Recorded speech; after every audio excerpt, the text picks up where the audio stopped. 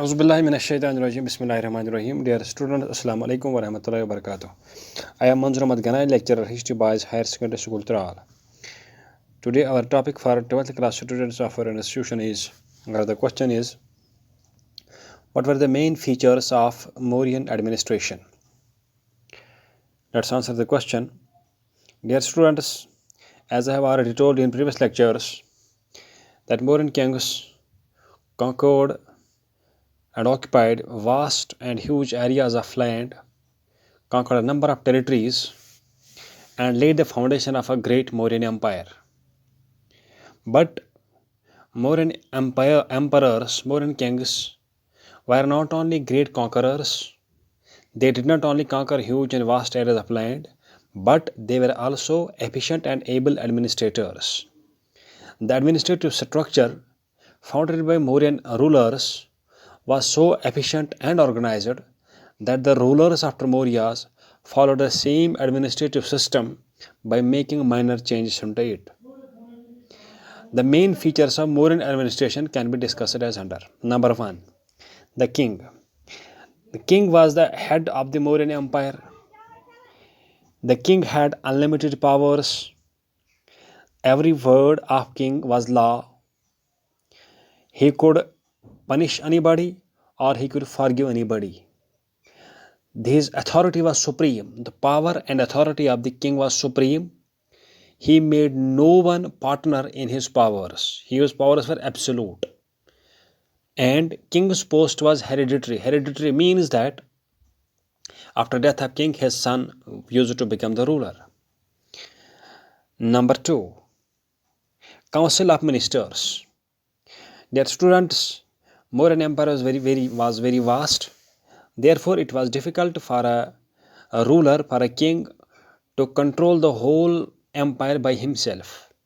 Therefore, he appointed a council of ministers known as Mantri Parishad to run the day-to-day administration of his empire in a smooth manner. The important ministers which were appointed by the king were Purohit, means chief priest; Senapati, means army chief; Sanidhatta, means chief treasurer; Samaharta, means revenue minister; Amatiya, means minister of justice, etc.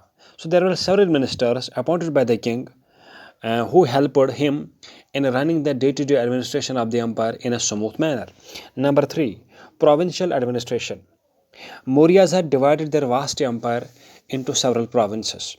The number of provinces under Chandragupta Maurya was 4, which raised to 5 under Ashoka when he conquered Kalinga in 261 BC. The governors were the heads of the provinces, and governors under these Mauryas were known as Kumaras. And these Kumaras or governors were given a vast bureaucracy, or a number of officers who used to help them in running day-to-day administration of the provinces. Number 4. District and city administration. The Maurya rulers had divided the provinces into districts known as Janapadas. The heads of the districts were known as Pradeshikas. The city administration was looked after by the chief official of the town known as Nagar Adhakshiya. He was helped by a committee of 6 committees, we can say. Nagar Adhakshiya was helped by 6 committees to run the administration of the town and city and towns and cities in a very smooth manner. Number 5. Local administration. Mauryas had divided their districts into villages and known as gramas. 2 main officials in villages were Gopas and Sathanikas. Gramika was the head of the village in Mauryan administration. Number 6. Financial administration. Land revenue was the most important source of income of the rulers in the Mauryan Empire, and this land revenue was collected at the rate of 1/4 of total produce from the cultivators and peasants in the Mauryan Empire. Besides taxes on forests, mines, fishing, etc., were other sources of state income in the Mauryan administration. A vast network of officers were involved in the revenue collection during the Mauryan Empire. Number 7. Judicial administration. The Mauryan judicial system was strict It is believed that for minor offenses, minor crimes, there used to be a fine is very imposed. For minor offenses or crimes, fine is very imposed, and for major crimes, death penalty was given. Due to the severity or harshness of this punishments, the crime rate in the Mauryan Empire was very low. Number 8, supply system. Mauryans had a strong and well-established supply system throughout their empire. The spies informed the king, gave king the secret messages and all other kinds of messages to the king and from different parts of the empire. Female spies were very much famous during the Mauryan rule. Number 9, military administration. Mauryans had a large and strong standing army, and it was this strong and standing army and this powerful army which enabled Mauryans to lay the foundation of a strong and vast empire.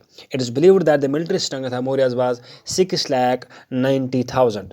A committee of 30 members divided into a group of 30 members divided into 6 committees used to look after the military administration.